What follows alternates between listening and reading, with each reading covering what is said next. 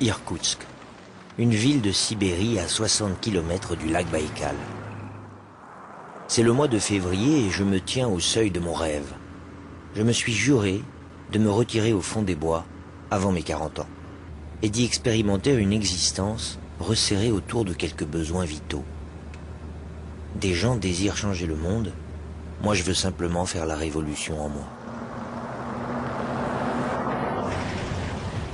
Dans ce camion bleu, j'ai 6 mois de vivre, de quoi pêcher, de la vodka, des cigares et des livres.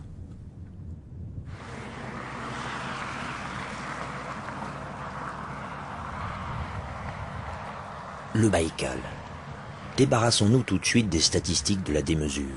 700 km de long, 50 de large, 1500 mètres de profondeur, la plus volumineuse réserve d'eau douce libre de la planète. Des forêts puissantes et personne sur les bords. La rumeur du monde n'atteint pas ses rivages.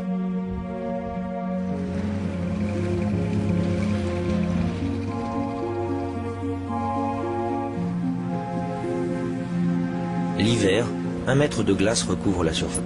Une épaisseur assez solide pour y engager un camion.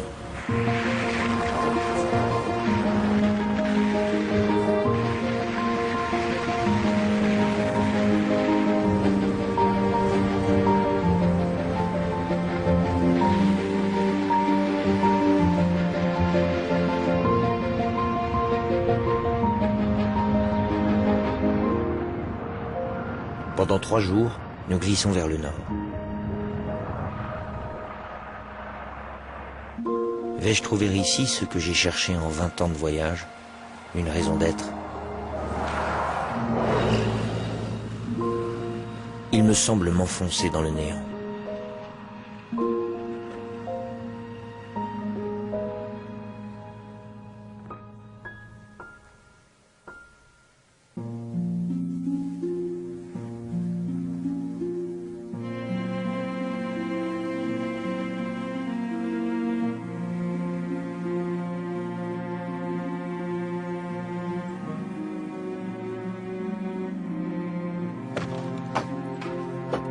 En arrivant dans leur cabane, les trappeurs russes ont pour tradition de jeter une bouteille de vodka dans la poudreuse.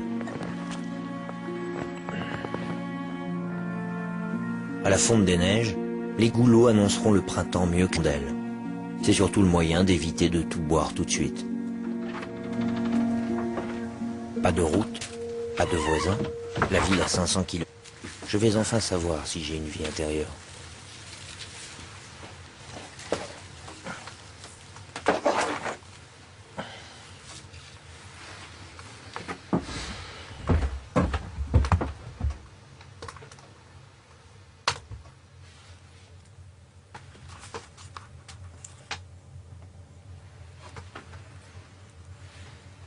Dans une cabane, on fait ce qu'on veut, loin du regard des autres.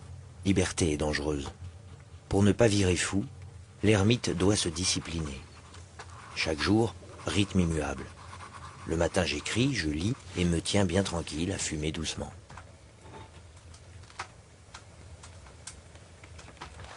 Et si ma cabane n'était rien d'autre qu'un cabinet de nation délocalisé dans les taïgas? Les livres sont les meilleurs compagnons. Ils se tiennent là, silencieux, prêts à tout donner. Et Camus, Nietzsche, Schopenhauer, et puis des polars, parce que tout de même, il faut souffler.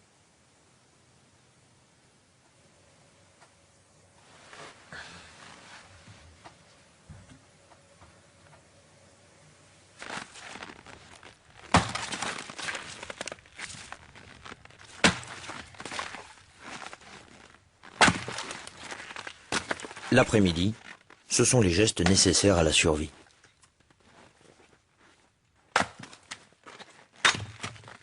La forêt me donne sa chaleur. Pour le poêle, compter un tronc de sapin de mètres par mois. Agir réchauffe. Je m'habitue à la vie par -30.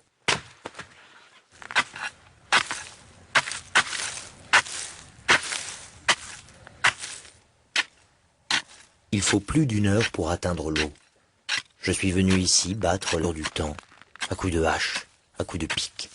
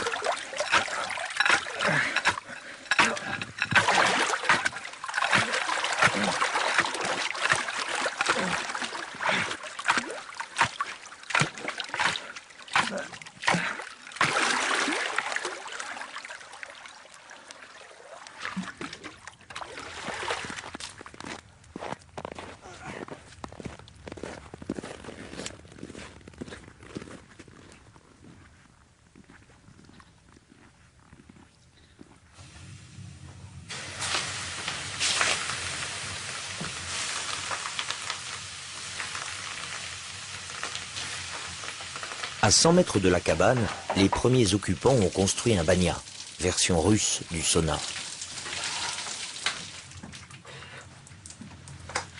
Une fois par semaine, je m'y débarrasse de la vodka ingurgitée.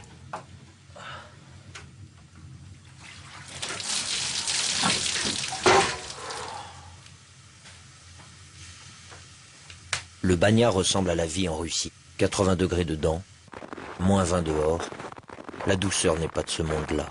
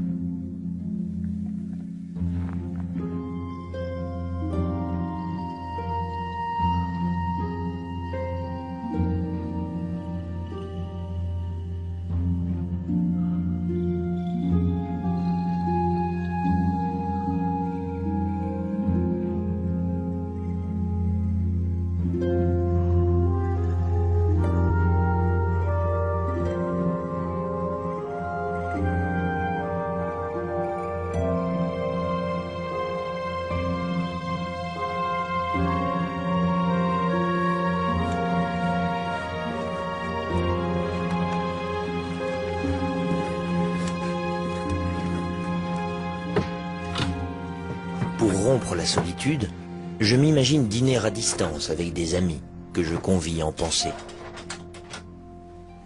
Pardonnez-moi, je cherche un petit verre pour trinquer à la vodka avec vous, excusez-moi. Alors, ce premier toast à l'amitié Et à la distance physique et géographique qui ne sépare pas les esprits amis. Voilà, la géographie n'est rien lorsqu'on partage une histoire commune.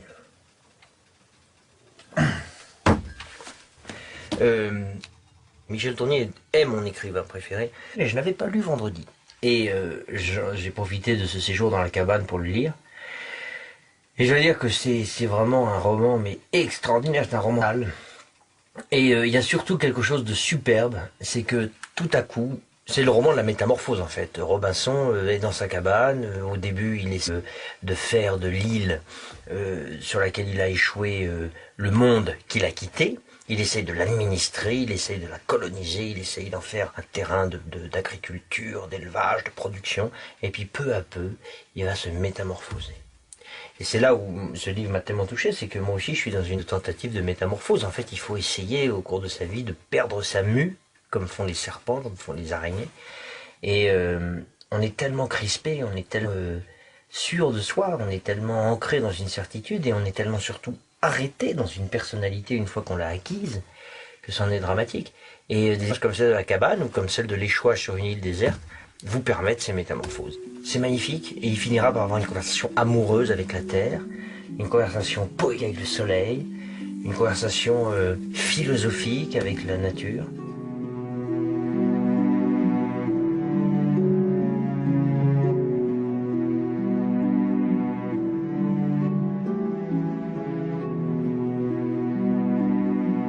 Converser avec la nature, c'est faire entrer en soi l'unité du monde, plutôt que chercher à en identifier les fractures.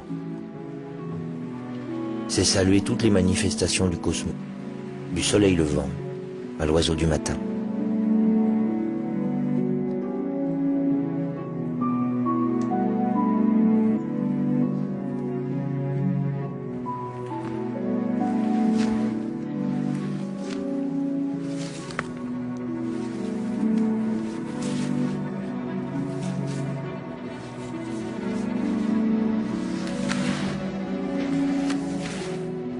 Royaume, une forêt et une montagne pour donjon.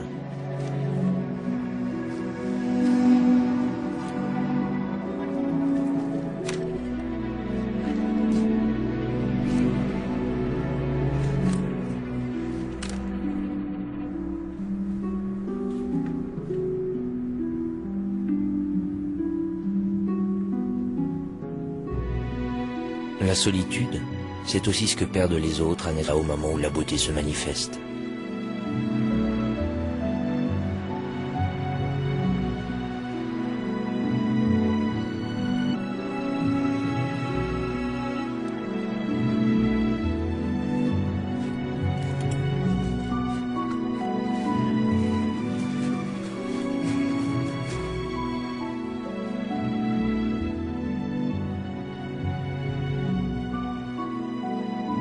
Les montagnes, je les admire.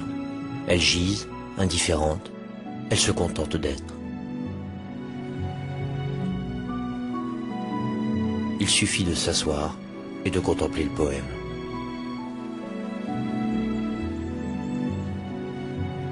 Il suffit de s'y glisser, selon l'inspiration.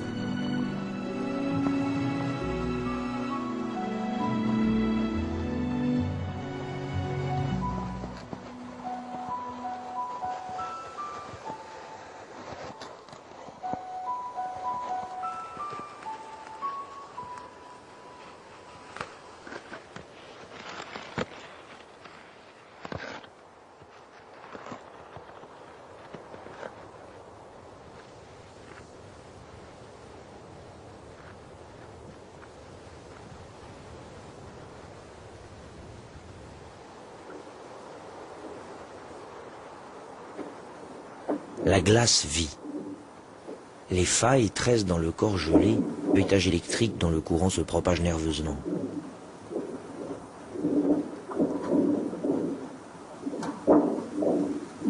Des coudoirs crèvent le silence. Ils sont l'écho d'explosions distantes de dizaines de kilomètres.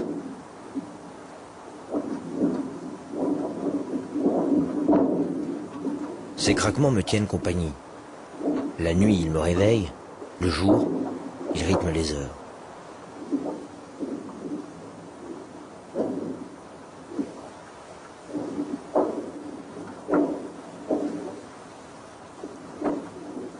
Les dieux laissent entrevoir une écriture inconnue.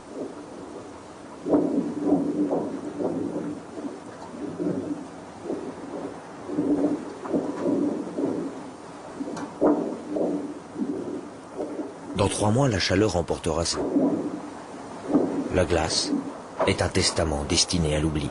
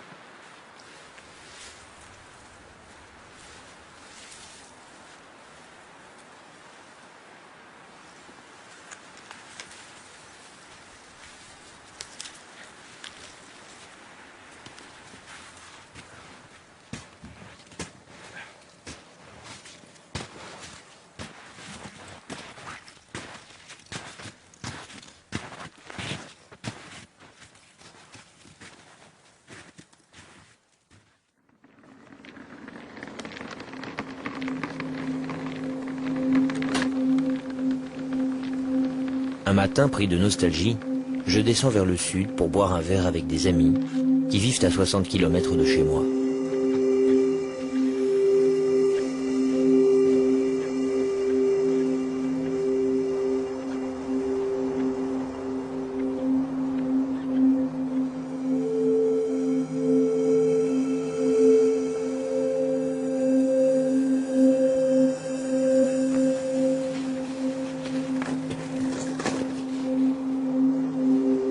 Je traverse les champs de bataille où la violence des chocs a bouleversé l'inertie du vieux lac.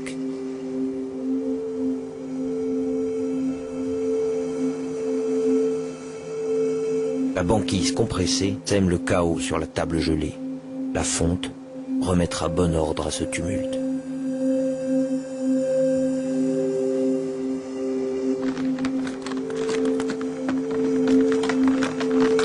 Je marche pendant 3 jours. Comment ne pas songer aux morts? Des milliers de rues sont sombrées à travers les failles du lac.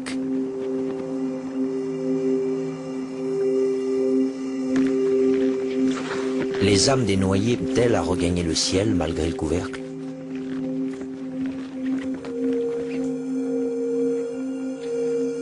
Des cabanes abandonnées à Bralt.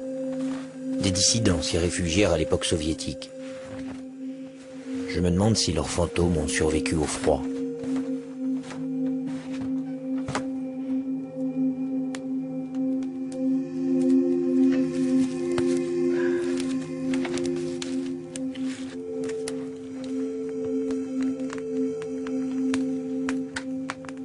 J'ai un poêle pour ne pas trembler et un jeu d'échecs pour ne pas me sentir.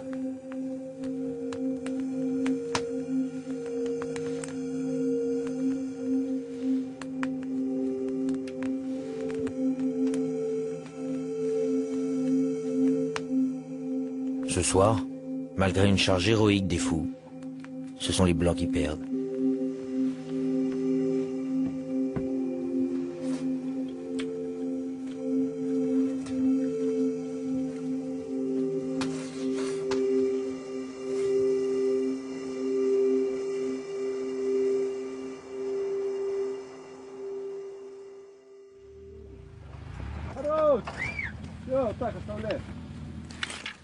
Тебе бы, блядь, руки в задницу, нахуй, чтобы ты долбил, ёб твою мать, блядь.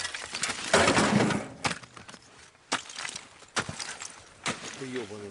Слабо обычно. Чё? Лёд уже не такой, блядь. Все он уже, это Я почему всегда буду варить готовлю. Он водянистый. Au 3e jour, je rencontre des hommes sur la glace, des pêcheurs qui thésaurisent les cadeaux de l'hiver.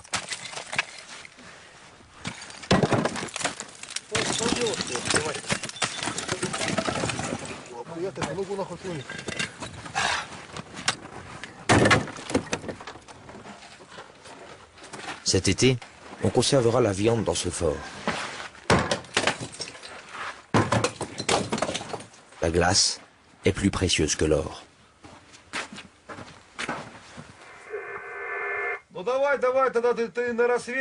Plus loin, c'est Pokoïniki, la station de contrôle où vit Sergueï.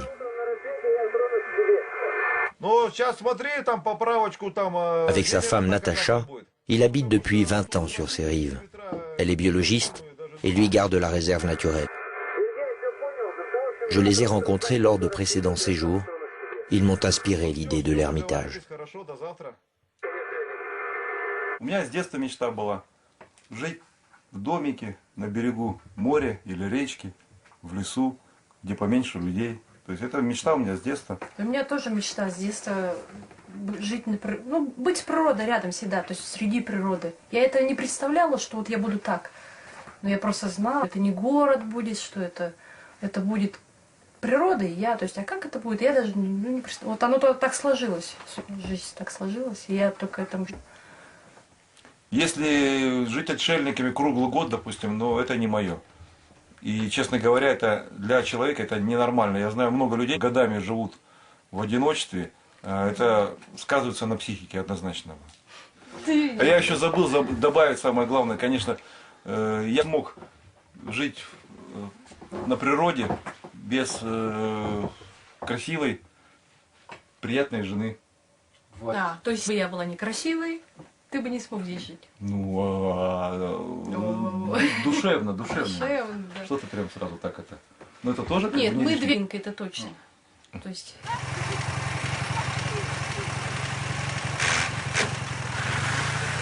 То есть, когда Наталья со мной, я могу вообще даме не выезжать, пускай даже у меня... J'envie ces deux êtres qui ont trouvé le bonheur, c'est-à-dire place sur un coin de cette terre et la certitude qu'ils ne vivront pas mieux ailleurs.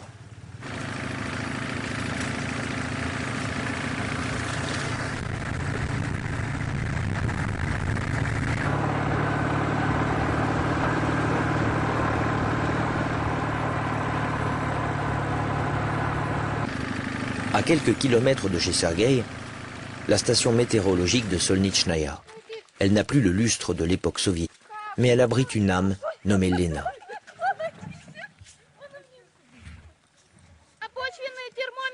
Lena est une ermite de la plus pure tradition, échouée par hasard ici, mais qui à présent préférerait mourir que de s'arracher.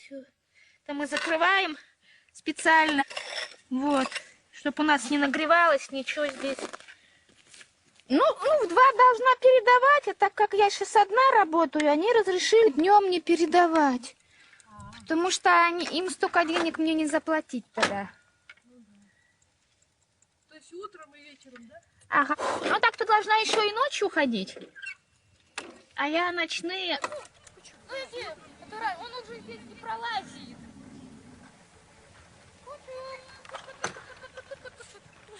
Лена, это сколько лет тебе жить в Солнечной? 22 года.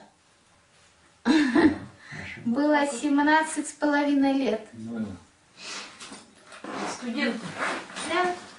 Вы сейчас на практику все? Да. На 2 года практики после училища. Ну и осталось, и все. И засосала тебя.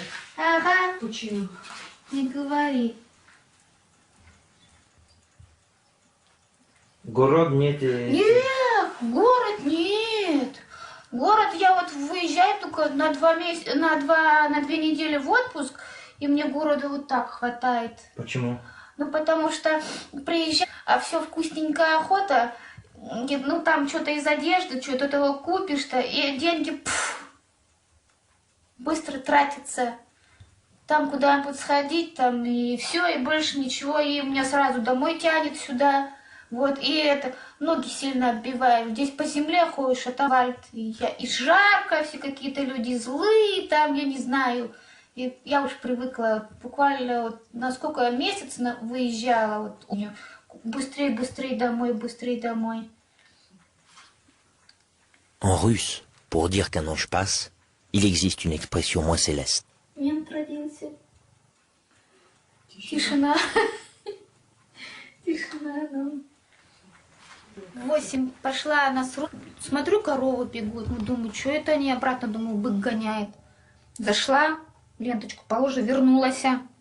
Смотрю, Зарик бежит, он же у нас как бы волк у нас. Думаю, что он такой худущий? Обернулась-то.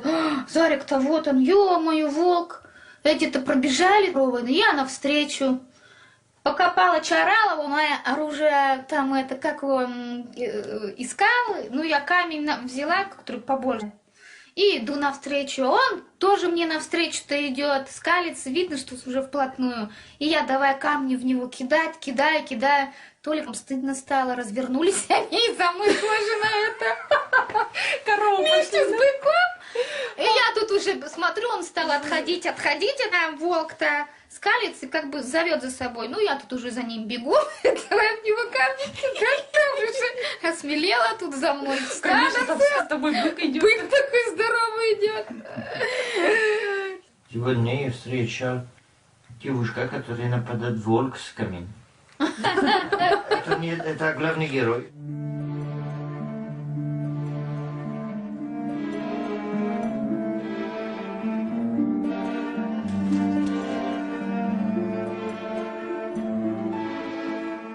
Je rentre. 4 jours déjà passés loin de chez moi. Il me tarde de retrouver la cabane.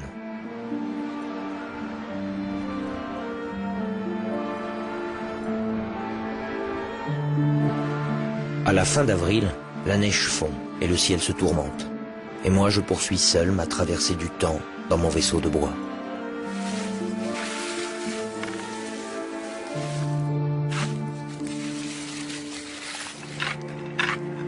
C'est la glace le marqueur du temps. Elle se fragilise, elle meurt. Bientôt le printemps portera le coup final. Et puis un grand bonheur. Le forestier passe et me confie Aïka et Beck, un frère et une sœur âgés de 5 mois. Ces chiots deviennent mes maîtres. Ils ont à mépriser l'avenir et à peupler la seule patrie qui vaille, l'instant.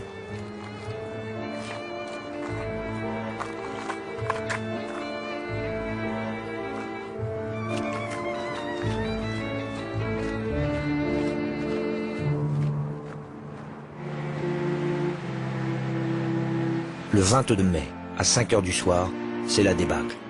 Le vent descend des montagnes et ouvre la plaine à coups de dents. En 10 minutes, l'eau regagne sa liberté.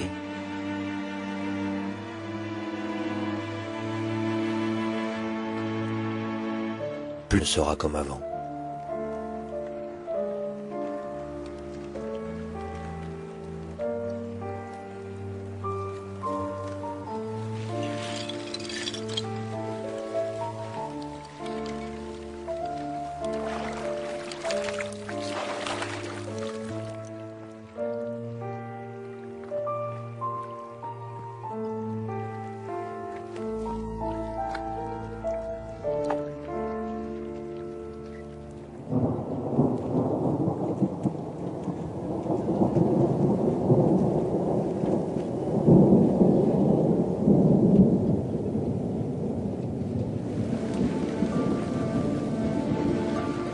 Les forces du printemps ont ruiné d'un souffle les efforts de l'hiver pour ordonner le monde.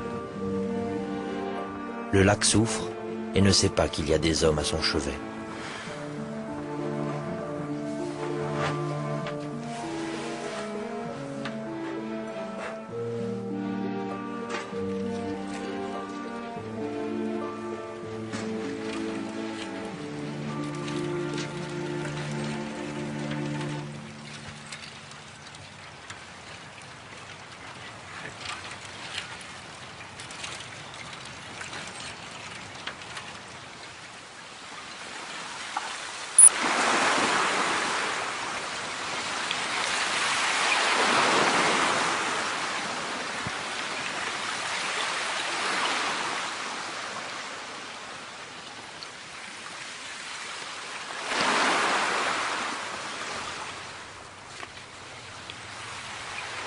Les jours défilent et juin arrive.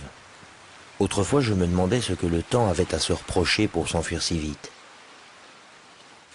Mais je me laisse à présent traverser par le cours des heures. Le silence, c'est le bruit que fait le temps en passant.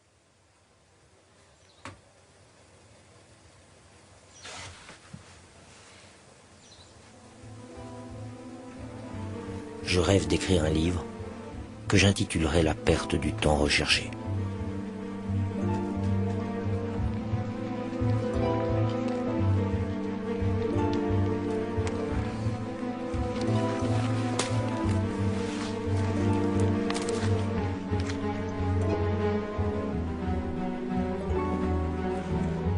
C'est le réveil, le sacre commence. Ce fragile perce la terre. La vie coule et sa timidité prélude au triomphe. Les fourmis ruissellent sur le cité.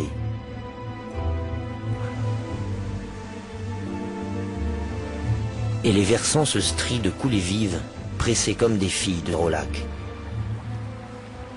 La montagne veut vivre.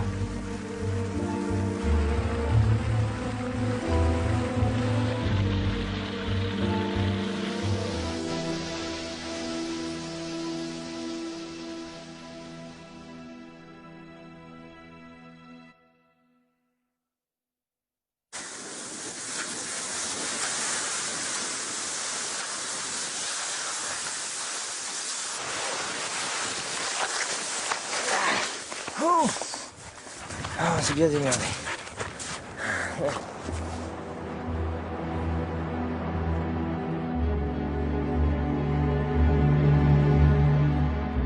Mon royaume, je l'arpente chaque jour, de plus loin.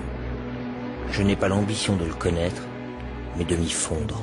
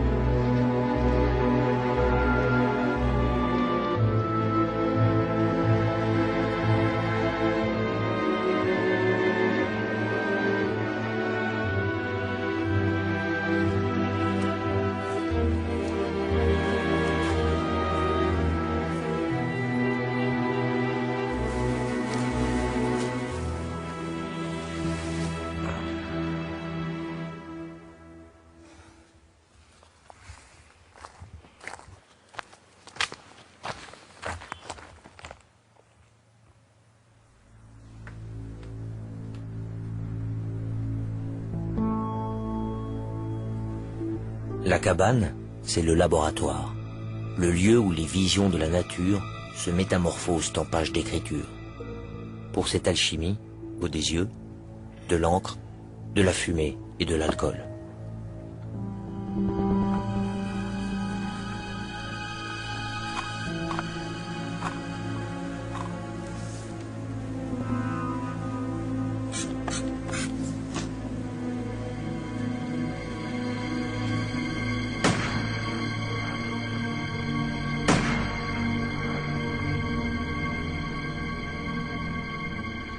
J'étais parti avec des idées noires.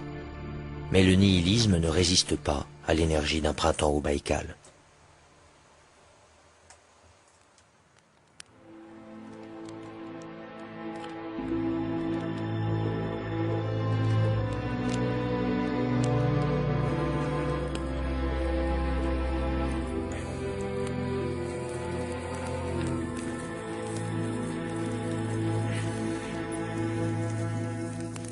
Parfois, quand on est très triste, et quand on a envie de quitter la pièce enfumée, comme les stoïciens, pour parler du suicide,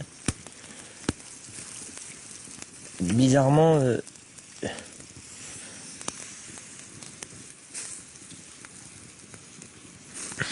c'est grâce... je dirais que c'est grâce à la beauté du monde. Grâce à la beauté du monde et au sentiment profond qu'on a que on n'a pas encore tout vu.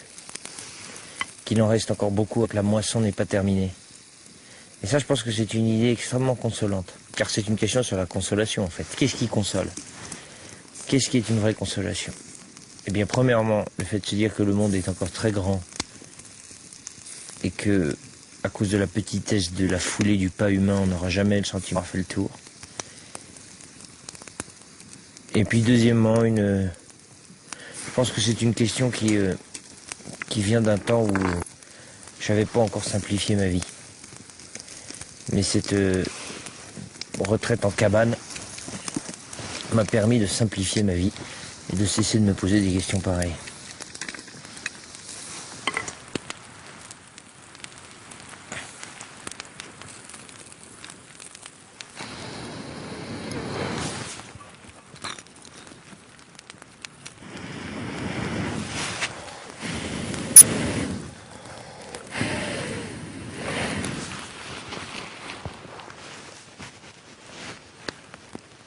Je me dis qu'un ermite, c'est quelqu'un qui fait griller ses pensées sur le feu, avec un chien pour avoir chaud aux mains.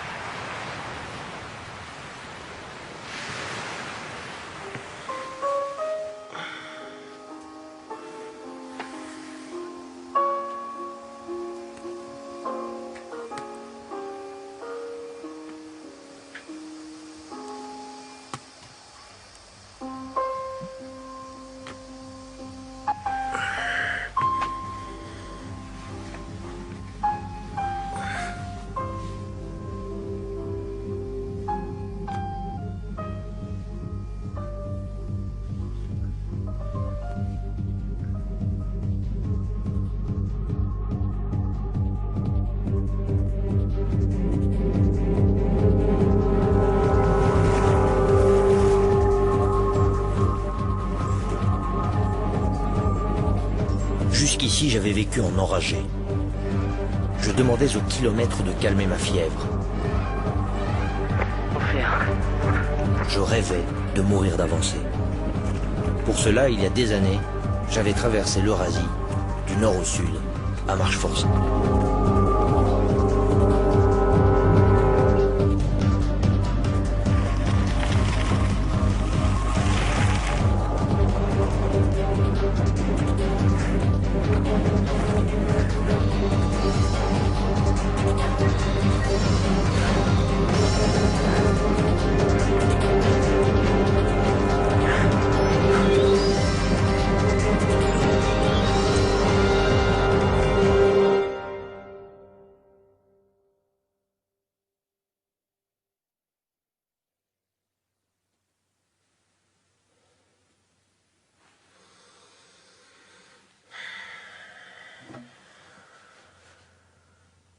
Je jouais au loup, à présent je fais l'ours.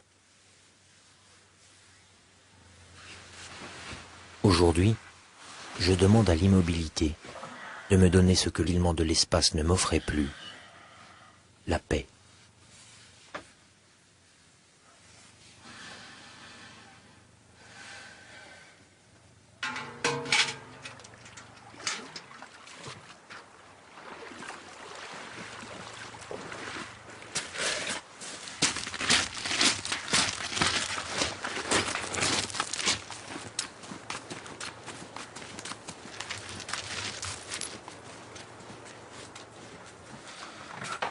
Parfois, l'ennui s'installe.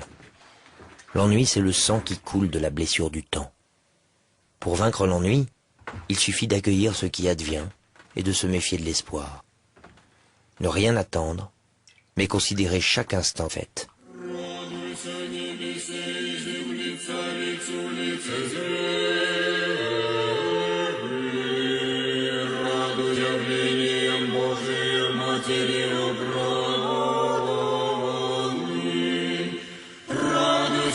От меня к воплощению небесному приемы. Радуйся праведную кончиною, святость житию Его показал. Радуйся в молитве предреконную Богу Матери, уменный Дух Твой Богу предал. Радуйся неболезненным исходом проречений Твоя исполненный. Радуйся венцем бессмертия. La cabane m'a réconcilié avec le temps, de politesse et de le laisser passer. Радуйся блаженство райское со всеми святыми унаследованный.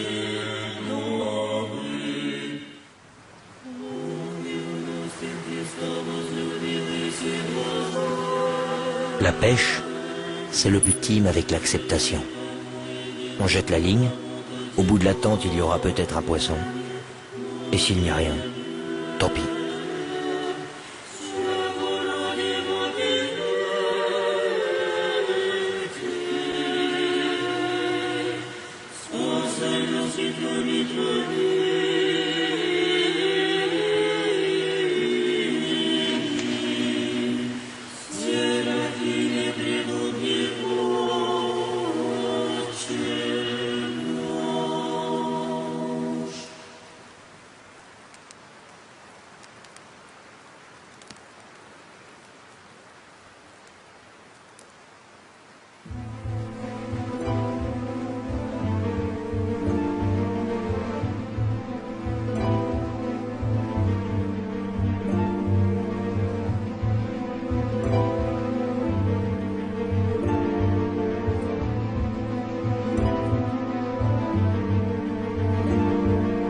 Et puis juillet, l'été.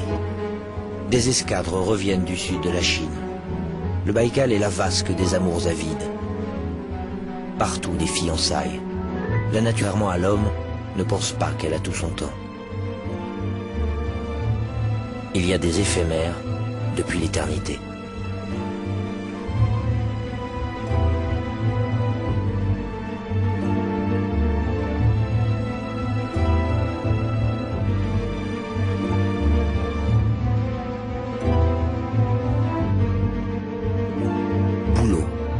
Je te confie mon message. Va dire aux que je le salue.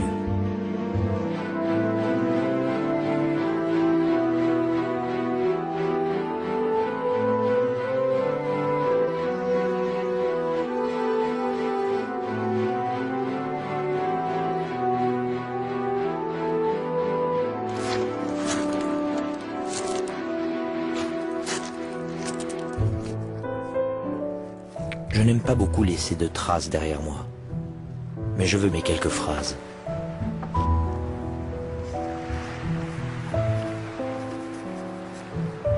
Celle qui ne voulait pas rester à la surface des gens.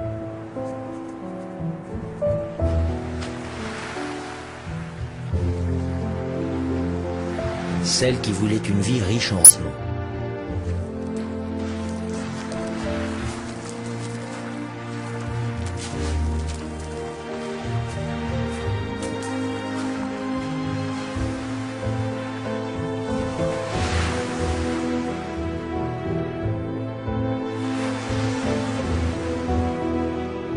celle qui voulait goûter à la lumière avant de gagner l'éternelle ténèbre.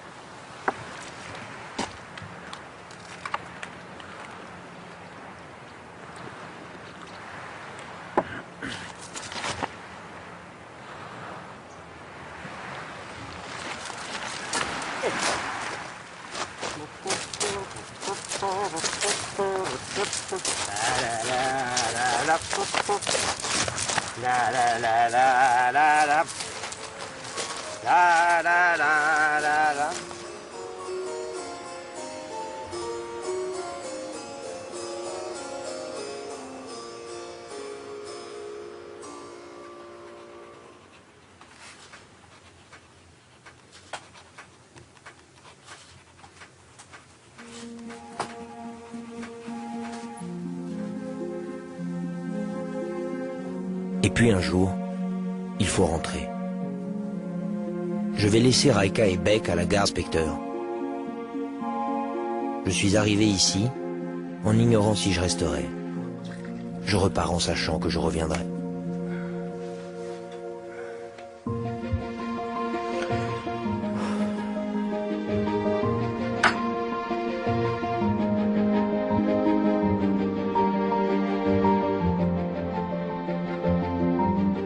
L'Ermitage m'a révélé cette chose.